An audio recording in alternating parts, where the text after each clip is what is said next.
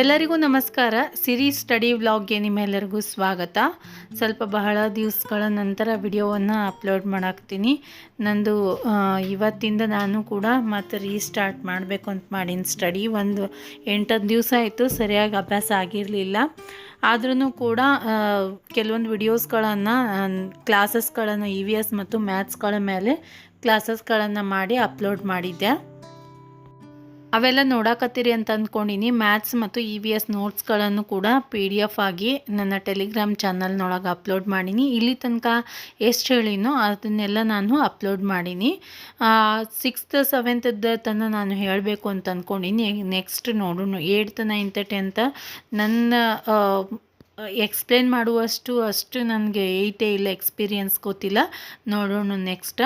ಆದರೆ ಈಗ ಮಾತ್ರ ಈ ವಿಡಿಯೋಸ್ಗಳನ್ನು ಅಪ್ಲೋಡ್ ಮಾಡಕ್ಕೆ ನಮ್ಮ ಮನೆ ಕೆಲಸ ಜಲ್ದಿ ಮುಗೀತಂದ್ರೆ ನಮಗೆ ಓದ್ಕೊಳ್ಳೋಕೆ ಟೈಮ್ ಸಿಗ್ತೈತೆ ನೋಡ್ರಿ. ಹುಡುಗರು ಸ್ಕೂಲಿಗೆ ಹೋಗುವಷ್ಟಿಗೆ ಆಲ್ಮೋಸ್ಟ್ ಎಲ್ಲ ನಮ್ಮದು ಅಡುಗೆ ಮುಗಿಸ್ಬೇಕು ಅಂದಾಗ ಅವ್ರು ಹೋದಾದ್ಮೇಲೆ ಮ್ಯಾಲಿನ ಕೆಲಸ ಕಸ ಬಾಂಡೆ ಮತ್ತು ಒಗ್ಯಾಣ ಮಾಡ್ಕೊಂಡ್ವಿ ಅಂತಂದ್ರೆ, ಬಟ್ಟೆ ಒಗೆಯೋದು ಮಾಡ್ಕೊಂಡ್ವಿ ಅಂತಂದ್ರೆ 12-12:30 ತನಕ ನಮ್ಮ ಕೆಲಸ ಮುಗಿತೈತಿ.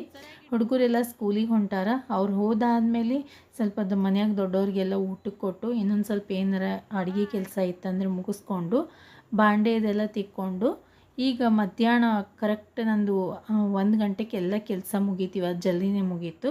ಜಲ್ದಿನೇ ಓದ್ಕೋತಾ ಕುಂತೀನಿ. ಸ್ವಲ್ಪ ಹೊರಗಡೆನೂ ಕೂಡ ಹೋಗೋದಿತ್ತು ಸಂಜೆ ಟೈಮ್ ಒಳಗೆ. ಅದಕ್ಕೋಸ್ಕರ ಜಲ್ದಿ ಸ್ವಲ್ಪ ಅಭ್ಯಾಸ ಮುಗಿಸಿದ್ದೀನಿ ಅಂತಂದ್ರೆ ಮುಂದೆ ನನಗೆ ಹೋಗೋಕೆ ಟೈಮ್ ಸಿಗ್ತೈತಿ. 1ರಿಂದ 3 ತನಕ ನಾನು ಸ್ಟಡಿ ಮಾಡಿದೆ. ಮೊದಲಿಗೆ ನಾನು ಸೈಕಾಲಜಿ ತೊಗೊಂಡಿನಿ. ಯಾವಾಗಲೂ ಫ್ರೆಶ್ ಇದ್ದಾಗ ನಾನು ಫಸ್ಟಿಗೆ ಸೈಕಾಲಜಿನೇ ಮುಗಿಸ್ಕೋತೀನಿ. ವೈಯಕ್ತಿಕ ಭಿನ್ನತೆಗಳ ಟಾಪಿಕ್ ಆಲ್ರೆಡಿ ಮುಗ್ದಿತ್ತು. ಈಗ ನ್ಯೂ ಟಾಪಿಕ್ ಸ್ಟಾರ್ಟ್ ಮಾಡೀನಿ. ನೆಕ್ಸ್ಟ್ ಪ್ರತಿಭಾವಂತರು ಮತ್ತು ವಿಶಿಷ್ಟ ಮಕ್ಕಳ ಕಲಿಕೆಯ ಬಗ್ಗೆ ಸ್ಟಾರ್ಟ್ ಮಾಡೀನಿ. ಇವತ್ತು ಕಲಿಕೆಯ ಭಿನ್ನತೆಗಳ ಟಾಪಿಕನ್ನು ಸ್ಟಾರ್ಟ್ ಮಾಡೀನಿ. 4th ಒನ್ ಓಮ್ದೇವಪ್ಪರ್ ಬುಕ್ಕನ್ನೇ ನಾನು ರೆಫರ್ ಮಾಡೋದು. ಬಹಳಷ್ಟು ಕಮೆಂಟ್ ಮಾಡಾಕ್ತೀರಿ, ಅವರಿಗೆ ರಿಪ್ಲೈ ಮಾಡೋಕೆ ಆಗತ್ತಿಲ್ಲ. ಅದ್ರ ಮೇಲೆ ಒಂದು ಕಮೆಂಟ್ ಸೆಕ್ಷನ್ ಮೇಲೇ ಒಂದು ವಿಡಿಯೋ ಮಾಡಿ ಅಪ್ಲೋಡ್ ಮಾಡ್ತೀನಿ. ನಾಳೆ ಇಲ್ಲ ನಾಡಿದ್ದು 2 ದಿವಸನಾಗ ನಾನು ಅಪ್ಲೋಡ್ ಮಾಡ್ತೀನಿ. ಬಹಳಷ್ಟು ಕ್ವೆಶನ್ಸ್ಗಳಿಗೆ ಅಲ್ಲೇ ರಿಪ್ಲೈ ಮಾಡಿದ್ನಿ ಅಂದ್ರೆ ಉಳ್ಕಿದವ್ರಿಗೇನು ಗೊತ್ತಾಗೋದಿಲ್ಲ. ಅದಕ್ಕೋಸ್ಕರ ಒಂದು ವಿಡಿಯೋ ಮಾಡಿ ಅದನ್ನು ಅಪ್ಲೋಡ್ ಮಾಡ್ತೀನಿ. ಒಂದು ಸ್ವಲ್ಪ ನಮ್ದು ಅಭ್ಯಾಸ ನಡು 2-3 ದಿವಸ ಗ್ಯಾಪ್ ಆಯ್ತಲ್ಲ, ಅದನ್ನು ಕವರ್ ಮಾಡ್ಕೊಳ್ಳೋಕೆ 7-8 ದಿವಸ ಆದರೂ ಬೇಕೇ ಆಗ್ತೈತಿ. ಸ್ವಲ್ಪ ಹೊಲಿಗೆ ಕೆಲಸದೊಳಗೆ ಬ್ಯುಸಿ ಆಗಿದೆ. ಅರ್ಜೆಂಟ್ ಬ್ಲೌಸ್ಗಳೆಲ್ಲ ಕೊಡೋದಿತ್ತು ಮತ್ತು ಅದ್ರ ಜೊತೆಗೆ ನಮ್ಮ ಬಟ್ಟೆದು ಅಂಗಡಿನೂ ತೆಗೆದು ಮನೆಗೆ ಇಟ್ಕೊಂಡಿವೆಲ್ಲ, ಅದ್ರದ್ದು ಸ್ವಲ್ಪ ಕಸ್ಟಮರ್ಸ್ ಬರ್ದಿರ್ತಾರೆ. ಹೀಗಾಗಿ ನಡು ನನಗೆ ಭಾಳ ಗ್ಯಾಪ್ ಆಗಿಬಿಡ್ತು. ಅದಕ್ಕೋಸ್ಕರ ಇವತ್ತಿಂದ ನಾನು ರೀಸ್ಟಾರ್ಟ್ ಮಾಡೀನಿ. ಈ ರೀತಿ ರೀಸ್ಟಾರ್ಟ್ ಮಾಡಬೇಕಂದ್ರೆ ಸ್ವಲ್ಪ ಮೆಂಟಲಿ ಒಮ್ಮೆ ಪ್ರಿಪೇರ್ ಆಗಂಗಿಲ್ಲ ಮನುಷ್ಯ. ಒಂದು 7-8 ದಿವಸ ತಗೋತು ನನಗೆ ಮತ್ತು ಹೊಳ್ಳಿ ನಾನು ಅಭ್ಯಾಸ ಸ್ಟಾರ್ಟ್ ಮಾಡೋಕೆ.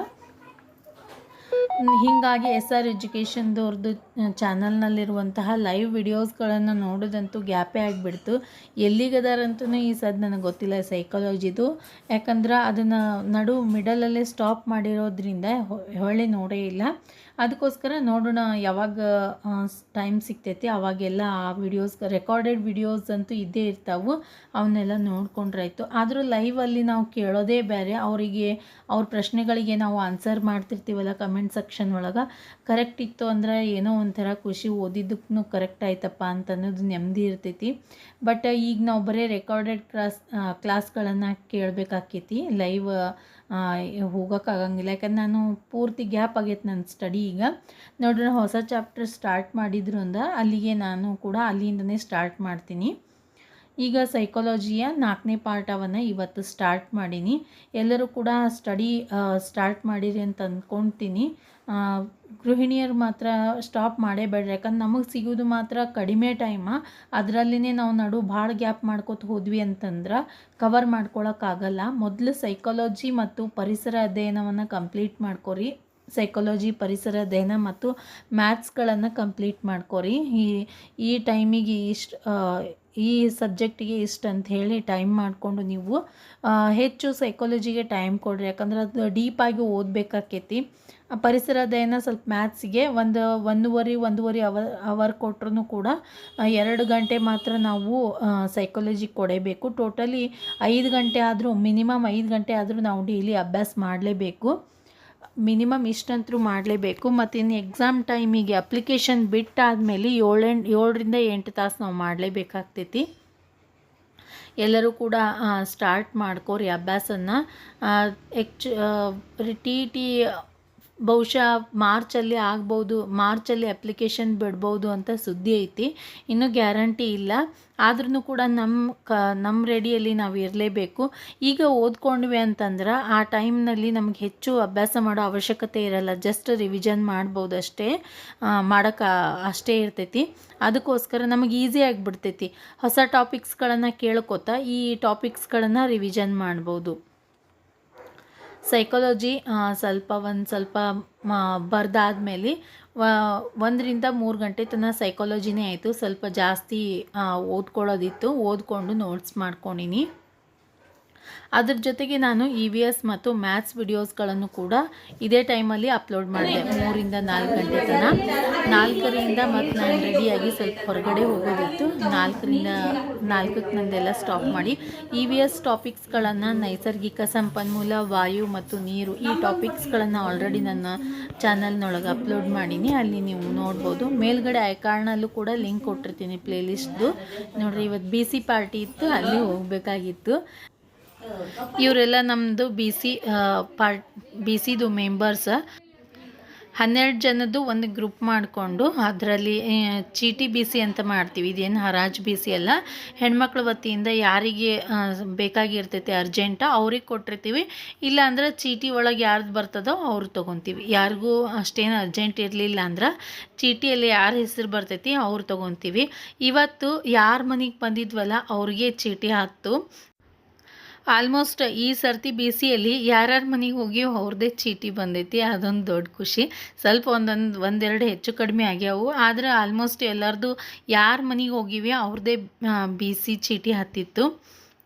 ಈ ರೀತಿ ಹೆಣ್ಮಕ್ಳ ವತಿಯಿಂದ ಏನೋ ಒಬ್ಬೊಬ್ಬರಿಗೆ ಒಂದೊಂದು ರೀತಿ ಒಳಗೆ ಅರ್ಜೆಂಟಾಗಿ ಬೇಕಾಗಿರ್ತೈತಿ. ಅವ್ರಿಗೆ ಹೆಲ್ಪ್ ಆಗಲಿ ಅಂಥೇಳಿ ಬೇಕಾದವ್ರಿಗೆ ಕೊಟ್ಟಿರ್ತೀವಿ. ಇಲ್ಲ ಬೇಡ, ಯಾರಿಗೂ ಅರ್ಜೆಂಟ್ ಇಲ್ಲ ಅಂತಂದ್ರೆ ಯಾರ್ದು ಚೀಟಿದ ಹೆಸರು ಯಾರ್ದು ಬಂದಿರ್ತೈತಿ ಅವ್ರಿಗೆ ಕೊಡ್ತೈತಿ.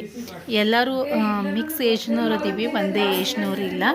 ಎಲ್ಲರೂ ಫ್ರೆಂಡ್ಸ್ ಥರ ಅದೀವಿ, ಹೆಚ್ಚು ಕಡಿಮೆ ಇದ್ರೂ ಕೂಡ. ಎಲ್ಲರೂ ಮನೆ ಕೆಲಸ, ನಮ್ಮದೇ ಡ್ಯೂಟಿ ಒಳಗೆ ದಿವಸ ಬ್ಯುಸಿಯಾಗಿರ್ತೀವಿ. ಈ ರೀತಿಯಾಗಿ ತಿಂಗಳಿಗೊಮ್ಮೆ ಎಲ್ಲರೂ ಕೂಡ ಕುಂತು ಒಂದು ತಾಸು ಮಾತು ಹೇಳಿ ಒಂದು ಸ್ವಲ್ಪ ಕುಂತು ಎಲ್ಲರೂ ಕುಂತು ಏನಾರ ಟಿಫನ್ ಮಾಡ್ತೀವಿ. ಏನೋ ಒಂಥರ ಖುಷಿ ಇರ್ತೈತಿ ನೋಡ್ರಿ. ಮತ್ತು ಸ್ವಲ್ಪ ಮನಸ್ಸು ರಿಫ್ರೆಶ್ ಆಗಿಬಿಡ್ತೈತಿ. ಇವ್ರಿಗೆ ಚೀಟಿ ಹತ್ತಿದ್ದೀವತ್ತ. ಇವ್ರ ಮನೆಯಲ್ಲೇ ನಮ್ಮದು BC ಪಾರ್ಟಿ ಇತ್ತು.